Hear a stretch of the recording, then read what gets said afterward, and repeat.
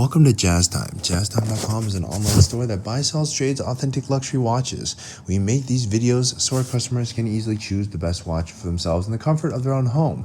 If you like this watch and would like to buy it at the lowest price anywhere online, click on the link in the description below to buy it at JazzTime.com. Today, I'll be reviewing the Audemars Piguet Royal Oak self-winding 34mm black ceramic reference 77350CE.OO.1266CE.03.A.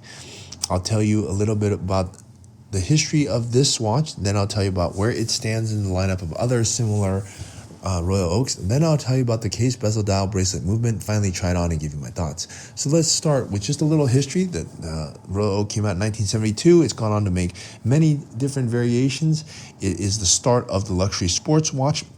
They're going to get credit for that, and it's the biggest segment in any watch, period.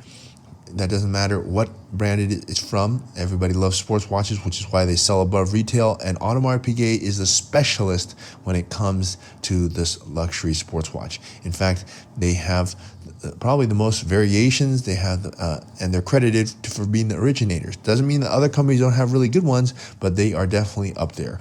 I probably even have to say number one. So with that said, where does this watch stand in the lineup of other similar Royal Oaks? Well, AP makes Royal Oaks in size mini, super small, which is I think 23 millimeters for ladies. Then they make a 32, but I think they're going to phase that out. They also make a 34, which is what you see here. So this would be size mostly for women, but I'll get into it in a little bit. Men can also wear it, and I'll explain why and how I think that way in just a little bit. So 34 millimeter. Then they also make a 37, which women could wear, or also men could wear. Plenty of men. Let's say you have a wrist size of 7 inches or larger, smaller, you could wear that for men. And then they make 41s and so on for men that are larger. But we're going to focus on this one because this is a size 34. So 34 is at the smaller end of the Royal Oak collection. It goes 34, up from here is 37, and really down from here would be pretty much the mini. So it's the smallest one, at least automatic one for ladies. And so the question is, where does this watch stand in the lineup? Well, they came out with the 34 automatic in approximately 2020, I want to say. So that is around 6 years ago, maybe longer, maybe 7. But they didn't have a 34 millimeter before that was for ladies and automatic. So they came out with one, and they made it with diamonds and such. And over the years, let's say the last 5 years, they had some variations, not many, like 10 or so, but and most of them looked very feminine. They have diamonds on them. They have, colors that look like, female colors. For example, like this pink dial or light blue dial or frosted light blue dial, etc. And they kind of look like they're for ladies. And for the most part, they are. But I've actually had several clients look for this one, which is why it's sold to, that even guys can wear this one. And I told you I can tell you where it stands in the lineup. Well, they make 2 ceramic watches in 34. One is white and one is black. This one's obviously the black one, and I'll go through the differences. There actually are some differences. You might think that, the only difference is their color. No, there's actually a little bit more to it than that. I'll explain that when I go through this video and into the item specifics, okay? But at any rate, that's what it is for. Where does this watch stand in the line? There's 2 ceramic ones. There's white and black. And then when AP came out with a black ceramic, I think in 2021 or so, they came out with it. The dial was different. It had AP written in the AP, and then it had the words Audemars Piguet written in ink. And then I think in around 23 or 24, probably 2024, they changed that to match the rest of their Royal Oaks, where they got rid of the AP logo and wrote the words out, Audemars Piguet, fashioned in gold. So this is the latest dial. Yeah, so I guess it makes this watch pretty cool, because the latest dial, I like it. It looks great. Okay, so with that said, now we can start talking about the watch, since now you know a little bit of the history and where it stands in the lineup. let's start talking about the watch itself, starting with the case. And this is where I'll explain it. 34 millimeter case. That's what is written on paper. So you might think, oh, that's for a lady's watch, because usually for Rolex, for example, 31 and 34 millimeters are generally for ladies, and 36 is kind of unisex. So this one, 34, it'll also be for ladies. But you know what? You would be mistaken if you thought that, because men can also wear this, and it doesn't look feminine at all. I mean, it's actually in black. It's not like there's diamonds or, like pink embellishments or something like that on it.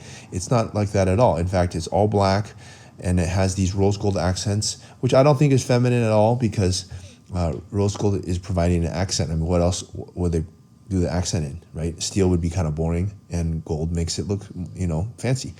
So the dial is just black, and definitely can be worn by a man or woman. Here's the main thing though. The lug to lug here is 43.5 millimeters. Call it 43. They call it 43 millimeters. But guess what? A Datejust 36 also has a very similar lug to lug. I'm actually going to look it up right now. Datejust 36 lug to lug. Let's see. It's actually 43.3. It's actually exactly the same thing. So what does it mean? Lug to lug, by the way, it means the distance going from 12 to 6 from the top of the lug, which connects to the bracelet, to the bottom of it. So if you compare that to a Datejust 36, it's actually identical to the size of a Datejust 36. That's why this watch could actually be worn by a man or a woman, and it doesn't look feminine at all.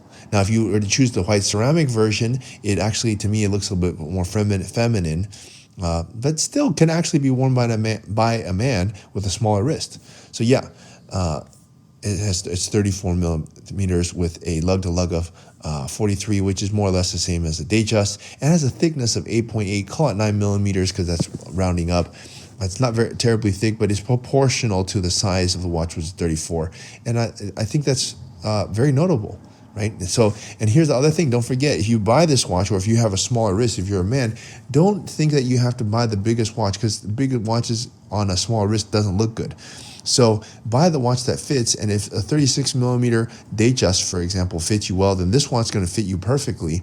And there's not a lot of competition, I guess you could say, to get this watch. Let's put it this way: the watch retails for $62,200, and on the gray market, which is where Jazz Time is selling it, it's selling actually even less than that on the gray market. We're selling it for $60,000, at least as of 2026. I'm sure that's going to go up over time, but at least as of now, that's what we're selling it for.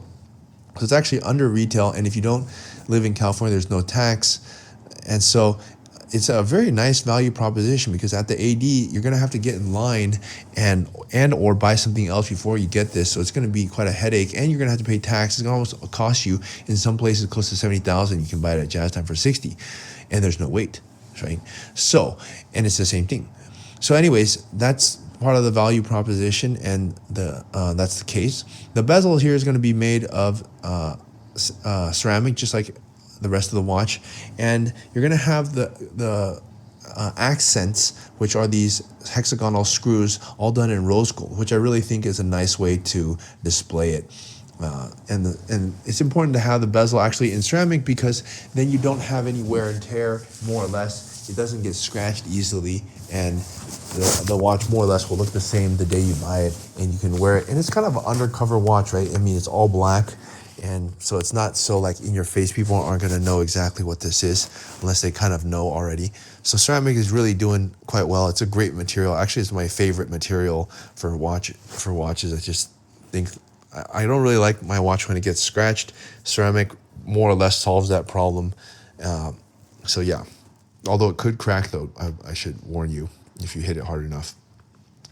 But most part, it's going to stay just fine. Okay, let's look at the dial. All this dial, I just love that they did all the accents in rose gold, and they cleaned up the dial, got rid of that silly-ass AP logo with the words written out in ink. It looked actually almost kind of cheap, to be honest.